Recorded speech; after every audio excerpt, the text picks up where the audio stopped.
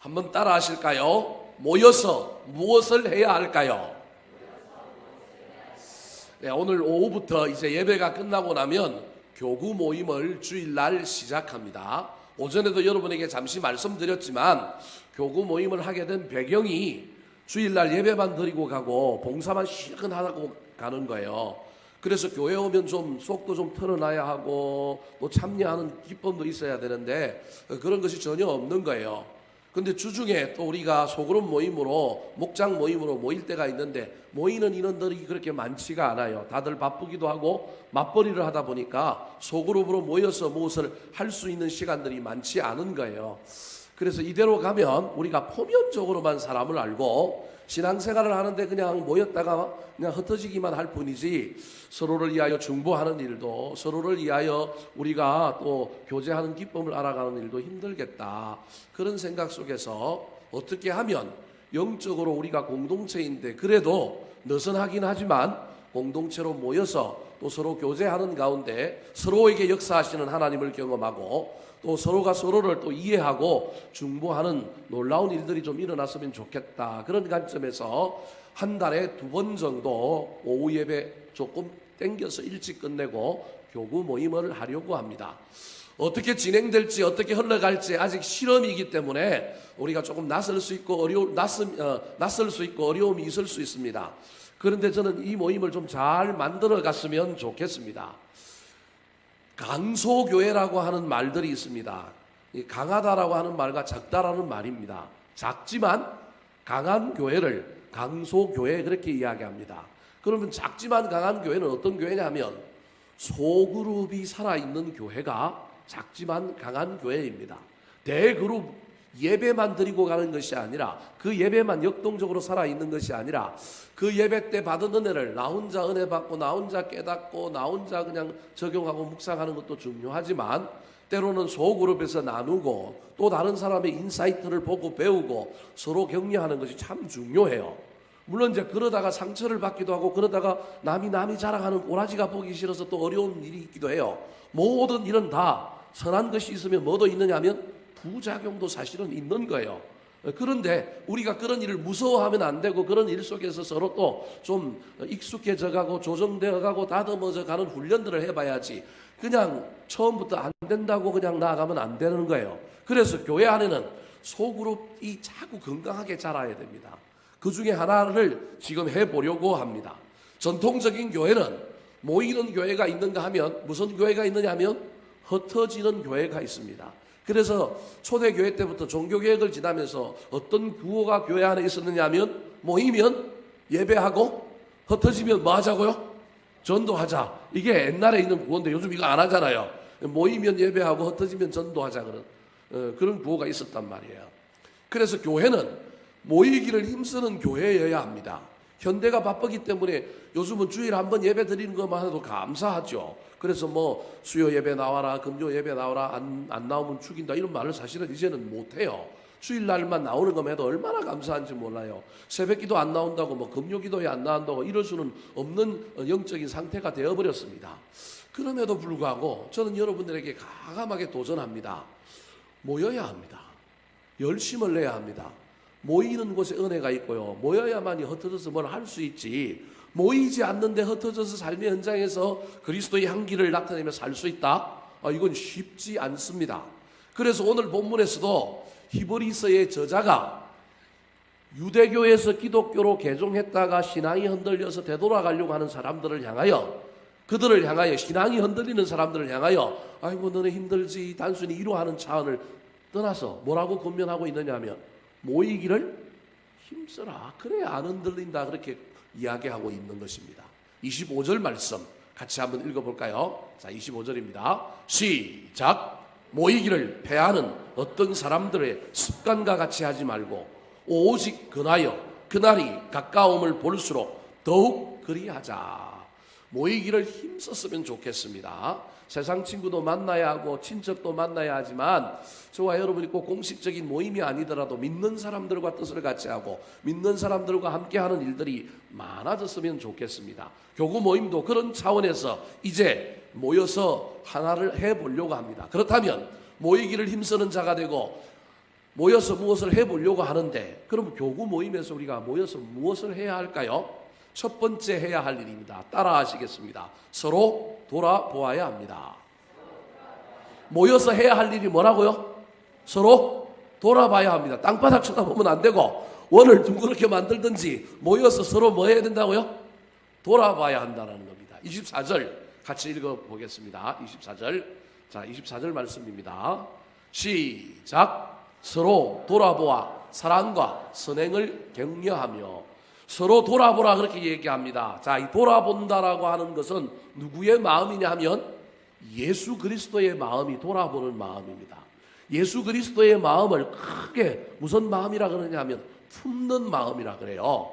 품는 마음의 가장 중요한 첫 번째가 품기 위해서는 뭐 해야 된다고요? 돌아봐야 한다는 거예요. 빌립보서 2장 4절 5절 말씀 같이 읽겠습니다. 시작.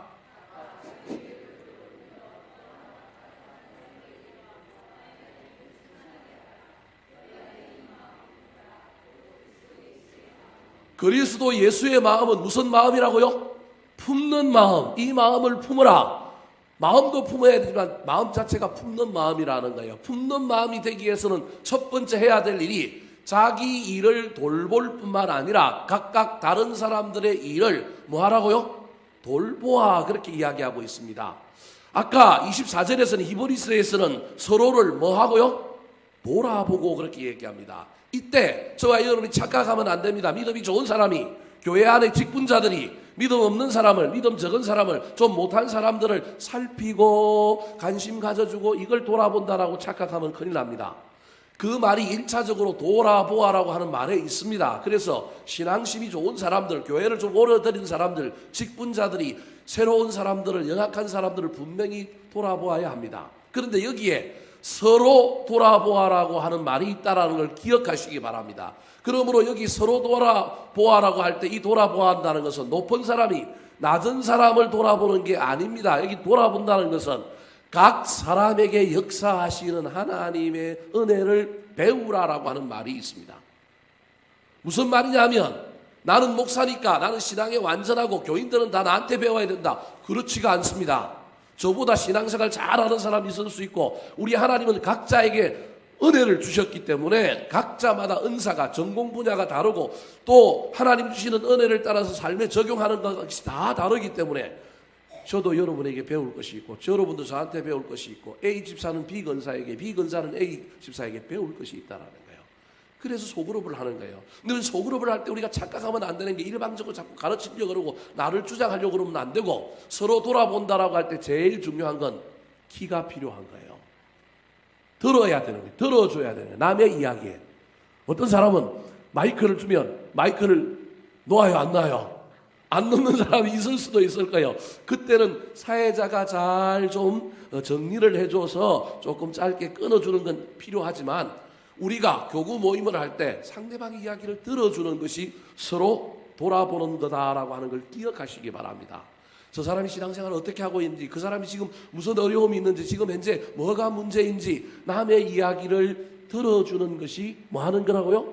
돌아보는 거예요. 남의 이야기를 들었으면 누구 이야기도 해야 될까요? 내 얘기도 해야지. 그래서 믿음의 간증을 하고 내 삶을 이야기하고 내 어려움을 이야기하고 서로 기도 제목을 나누고 중보하는 것. 저 사람에게도 하나님이 역사하고 계시네. 저 사람에게도 하나님이 은혜를 주셨네. 그것을 보고 깨닫는 것이 서로 돌아보는 거다. 소그룹 모임에 특별히 교구 모임 안에 반드시 이 있어야 돼요. 간혹 저 러시아 소련을 닮은 교인들이 있어요. 그걸 뭐라고 얘기하냐면 소련에 궁 하나가 있는데 그 궁을 뭐라 그래요? 크레물린이라 그래요. 입을 꼭 다물고 자기 건 전혀 안 내놓는 사람들이 있는데 조금만 내놓으시기 바랍니다. 태어난 걸 그렇게 태어난 사람은 어떻게 하겠어요? 그걸 다 바꾸라고 말할 수는 없지만 조금 문을 좀 여시고 다른 사람의 이야기도 듣고 너무 크레물린 궁이 많이 열려갖고 말을 많이 하는 사람은 조금 뭐 하면 돼요? 좀 닫아주고 그래서 서로의 이야기를 듣고 중요한 건 나만 예수 믿는 게 아니라 저 사람도 예수를 믿고 있네. 나만 신앙생활을 잘하는 게 아니라 저 사람도 신앙생활을 잘하고 있네. 나만 실패하고 넘어지고 자빠지고 있는 것이 아니라 저 사람도 저런 어려움이 있네. 서로에게 배우고 본을 받았으면 좋겠습니다. 서로에게 도전이 되는, 서로 돌아보는 놀라운 일들이 일어나게 되기를 축복합니다. 두 번째, 모여서 뭘 해야 될까요? 따라 하시겠습니다. 사랑으로 격려해야 합니다. 사랑으로 격려해야 합니다. 자, 24절 말씀 다시 한번 읽어볼까요? 시작. 서로 돌아보아 사랑과 선행을 격려하며. 서로 돌아보는 것이 첫 번째 일이라고 한다면, 두 번째가 사랑과 선행을 격려하는 건데, 저게 두 단어가 들어있는 거예요. 사랑을 격려하며 선행을 격려하며 이런 거예요. 원래 한국 말대로 하면 뭘 격려해요? 사랑을 격려하는 거예요. 그 다음에 또 뭘 격려해요? 선행을 격려하는 거예요. 선행은 좀 이따 놔두고 첫 번째가 뭘 격려한다고요? 사랑을 격려하는 거예요. 누구의 사랑을? 다른 사람의 사랑을. 첫 번째가 다른 사람의 사랑을 격려하는 거예요. 내 사랑을 아니고 다른 사람에게 뭐가 있어요? 사랑이 있어.